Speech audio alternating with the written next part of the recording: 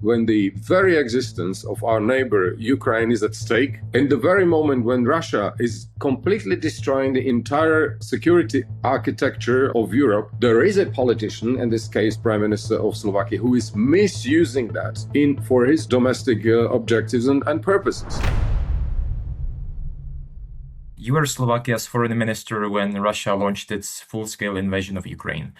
Since then, Robert Fico halted all military aid to Ukraine. He has visited Moscow and he has often echoed the Kremlin's narratives on the war. What does this mean for Slovakia's credibility within the EU and within NATO? Well, thank you for giving me this opportunity. And indeed, I remember very vividly the moment when we woke up in the morning on the 22nd or 24th, of February 22, and we have been confronted with something which I considered unthinkable.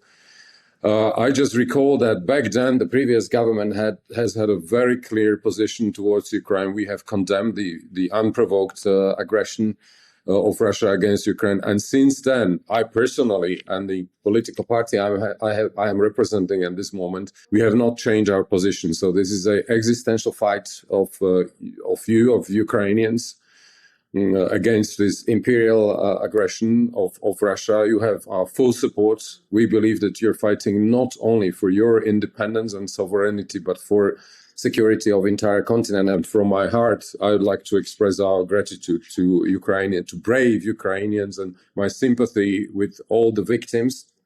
Even what is important to say today, that there is this anniversary of this bloodshed that Russia has committed in Bucha. And my sincere sympathy and condolences to all the relatives of victims that have lost innocent lives. Back to your question. Certainly, this is I would put it very bluntly, a disastrous position that current Slovak government is presenting towards Ukraine, because unfortunately, it is basically siding with Moscow. It is spreading the Russian narratives, which basically is pushing the responsibility for aggression to Kyiv and to Ukraine. Unfortunately, both Slovakia and Hungary are destroying the unity of European Union, which is so key for supporting Ukraine. So this is a huge loss of credit for Slovakia. But sorry for being too long in my first response, but for citizens of Ukraine, it is important to know that this is not entire Slovakia. There is alternative which we are representing as the leading opposition party, Progressive Slovakia, other opposition parties as well. And we have had a chance to communicate that last year when we visited President Zelensky, and constantly I'm in touch with Ukrainian representatives. And please believe me, what Fico is representing, that's not the position of entire Slovak citizens. Fico is sometimes described as a pro-Kremlin politician, other times more as a pragmatist who talks differently to EU officials in Brussels than to his voter base in Slovakia. Which description do you think is more accurate? First, pragmatic. For me, pragmatism means nothing when he is betraying the national interests of Slovakia. It is very toxic that he is in Slovakia mobilizing and dividing society over, so to say, Ukrainian tragedy. So for me, this is a very bad for Slovak position in European Union, because you have to see that whatever he says, either in Slovakia or in Brussels, he is losing credibility. He has no influence within European Union, and he is first of all betraying the Slovak national interest. So I don't buy this narrative about Fico's pragmatism, because he's destroying credibility of Slovakia. Slovakia has joined Viktor Orban in accusing Ukraine of blackmail over the halt of the oil transit via the Druzhba pipeline. Robert Fico even blocked electricity and fuel exports to Ukraine. He is blocking EU sanctions against Russia in response. What should be the Slovak government's approach to this Druzhba dispute? You have to see reality and real facts that there are huge consequences, economic consequences for Slovakia, due to Russian aggression against Ukraine. That's the basic point. The problem is that Fico is misleading the public, and he's saying that it is Ukraine which bears the responsibility for the very fact that European Union has decided to stop taking oil and gas from Russia. So there is cause and there is consequence. That the cause is the Russian aggression, and the consequence is that as a result of that, we had to stop. Basically, the European Union has decided to stop taking Russian oil and gas. So that's the issue. Number one. Number two, it is ridiculous assertion that we are hearing both from Fico and Orban to say that it is Ukraine itself that has damaged the oil infrastructure and pipeline. And number three, I say it a bit with a metaphor when I say that while Fico is every morning missing Russian oil, President Zelensky is missing peace. So this is, I believe, very important to bear in mind, because the difference between Fico and us, the opposition, is that we understand the Ukrainian position because you are subject of Russian aggression. And in fact, you are, and President Zelensky and your administration is trying to identify every means, every instrument to weaken the Russian possibility to fund this bloody aggression. Part of it is, of course, the fact that Russians are making money on their deliveries. And number four, I believe it would be good at this moment. What I have said is valid, but at the same time, I believe it would be good to allow the European fact-finding mission, a technical mission, which could basically evaluate on the ground what is the state of play with the oil infrastructure, because I believe it would politically de-escalate the entire situation, which was politicized by both Orban and Fico. So number one, once again, I just repeat, we understand that you, in your right for self-defense, are trying to weaken Russian position to fund and continue the aggression. That's number one.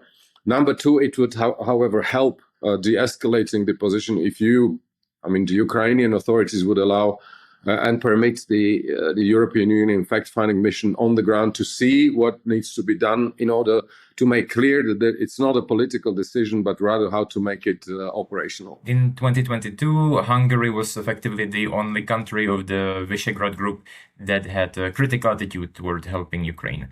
Now, Slovakia has taken similar positions. Populists won the elections in the Czech Republic.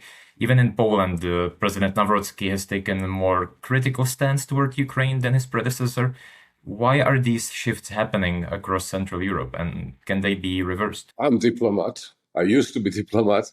I'm in politics right now. So, but I still will be cautious when assessing positions of other countries. Let's put it this way. But there are similarities in my view. And I would like to refer to one of them.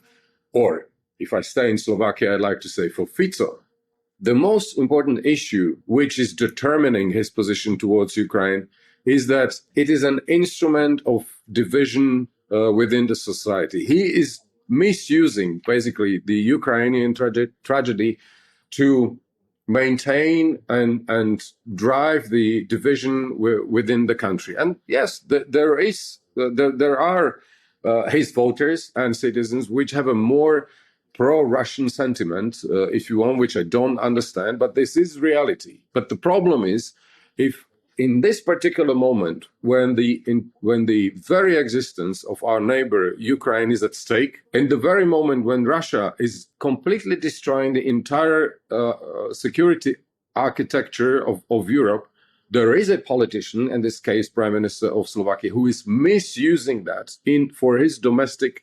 objectives and purposes.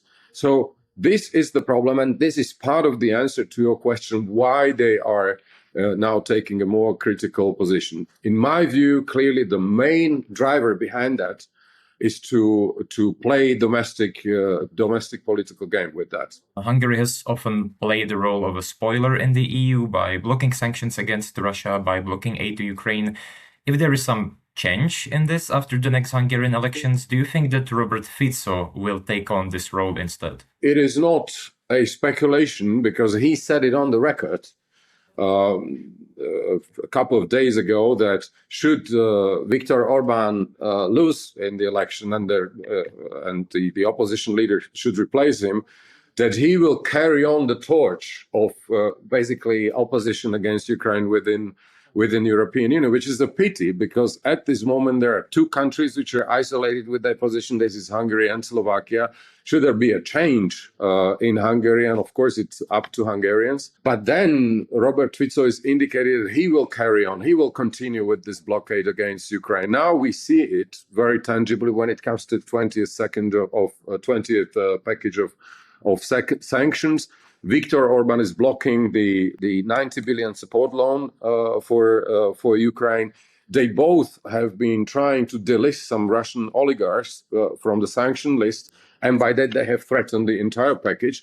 So unfortunately, there is this clear indication of Fico that he would replace basically Prime Minister Orban on that particular issue. Should the EU then consider limiting voting rights of members who keep blocking major foreign policy and security decisions, for example, by the Article 7 of the EU treaty? This conversation that we've been having for a few minutes, that I have a clear and very open, critical position to that. But this is internal issue of European Union. I'm not going to comment on it because we say that at this moment we should not deliver any reason, any incentive for Hungarian government to misuse, so to say, whatever we say, and basically indicate that we are somehow interfering into their domestic affairs. I will refrain from that at this moment. Maybe what is more important to say that Hungarian elections, that's for Hungarians to decide. It's not up to us. We are not siding with either side, with Peter Magyar or Viktor Orban. It's for Hungarians to decide.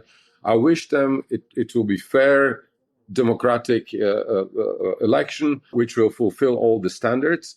But at the same time, why there is such a focus and interest around Europe on Hungarian elections? Because it will be a test whether Viktor Orban, with this type of illiberal governance, can get another mandate and continue his divisive policy within European Union. So that's a test, once again, whether his conviction of illiberal democracy can survive these elections. Because if so, then we will have to deal with the situation that there is one member of European Union which keeps on blocking European Union at the most critical moment of our European history when it comes to our security and how to defend not only Ukraine but also European Union. I hope it is understandable what I'm saying. It's a test vote in a way. You are a member of Slovakia's strongest opposition party, and of course, next year there's going to be parliamentary elections in Slovakia. If there is a change in the government, how can Slovakia restore its trust? How can Slovakia restore trust and credibility with Ukraine and key EU partners? Well, with Ukraine, I believe already now the Ukrainian administration led by President Zelensky, colleagues from the Ministry of Foreign Affairs and the government, they know about our positions.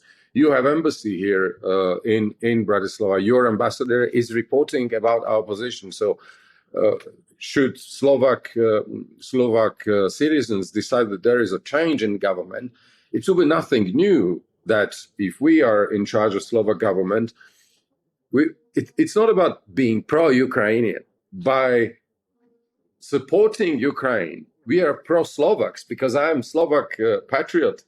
And therefore, for me, the survival of Ukraine within the internationally recognized border, regaining a full sovereignty of Ukraine, this is Slovak interest. I want to be very clear on that. I'm not at the first place pro-Ukrainian. By supporting Ukraine, I am pro-Slovak, and this is the betrayal which is committed by Fico. So I believe, should there be change in Slovakia, it will be nothing new for Ukrainian colleagues in the government and in the presidential office that who we are, because we stand for Slovakia, and that is why we are supporting Ukraine. And number two, Look, I am traveling regularly to our most important partners, both to our neighbors, be it in Ukraine, as I have mentioned, but also last year I visited Poland, Czech Republic. Last week I was in Berlin. The week before I was in Brussels. Last year I was in London. What I want to say already at this moment, we are engaged in what I call parallel diplomacy. And the objective of that parallel diplomacy is to explain to our partners that there is pro-European alternative in Slovakia, and it's not only the Fico's government which is siding with Moscow, which is dividing European Union. So I believe it will be tough, definitely, to restore credibility, but we are working on it already now. Do you foresee some challenges in reversing this foreign policy course set by Robert Fico? I mean, for example, Slovakia is currently heavily dependent on Russian oil and gas. There is still a significant portion of the Slovak population which is skeptical toward helping Ukraine.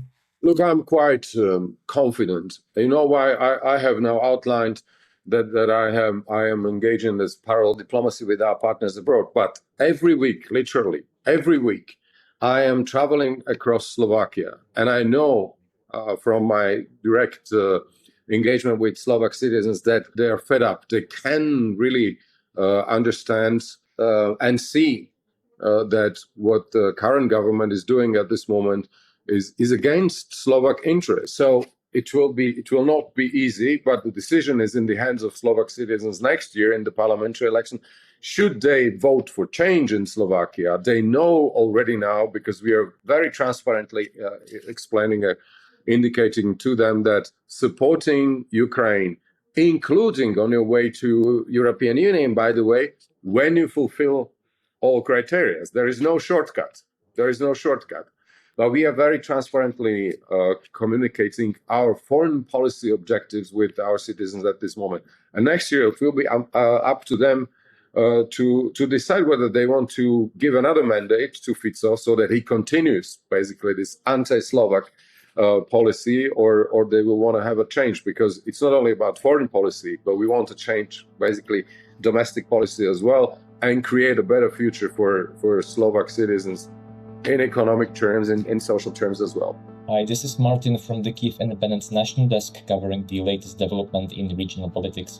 If you want to see more reporting like this, please subscribe to our YouTube channel.